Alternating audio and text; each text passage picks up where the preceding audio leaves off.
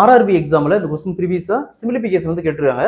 அதாவது 36 ஃபேக்டோரியல்ல எத்தனை ஜீரோ இருக்குது? அது 36 ஃபேக்டோரியல்னா 36 ரிவர்ஸ்ல 1 வரைக்கும் எழுதணும். எழுதி அதை பெருக்கணுமா அதுல எத்தனை ஜீரோ வரும்னு கேட்டிருக்காங்க.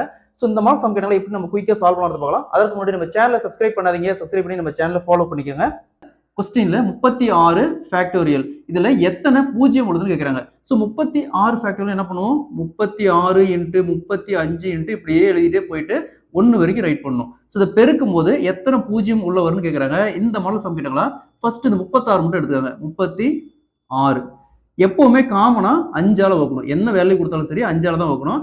5ஆல வகுத்துமா 7 5 35 மீதி 1. ஸோ அகைன் பாருங்க இந்த 7 5ஆல வகுக்கலாம். 5ஆல வகுத்துமா 1 5 5 மீதி 2. ஸோ இதுக்கு மேல எதுவும் 5ஆல வகுக்க முடியாது. ஸோ இந்த 7 இங்க பாருங்க 7 பிளஸ் இந்த 1 சீக்வல் டு 8.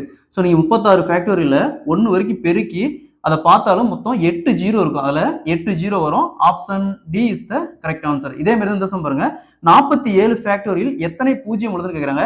இதே மாதிரி இந்த சம் சால்வ் பண்ணிக்கிற ஆன்சரை கமெண்ட்ல போடுங்க. ஸோ அதே மாதிரி நம்முடைய அகாடமியில வரக்கூடிய 2026ஆம் ஆண்டு வரக்கூடிய டிஎன்பிஎஸ்சி எஸ்எஸ்சி ஆர்ஆர்பி எக்ஸாமுக்கான எஸ்பெஷலி மேக்ஸ் அண்ட் ரீசனிங்னு தனியாக ஆன்லைன் கிளாஸஸ் போயிட்டு இருக்குது. அதே மாதிரி டெஸ்ட் பேட்சும் போயிட்டு இருக்குது. கிளாஸஸ் பத்தி வேற டீட்டெயில் வேணும்னா மேல இருக்கிற நம்பருக்கு கான்டாக்ட் பண்ணுங்க.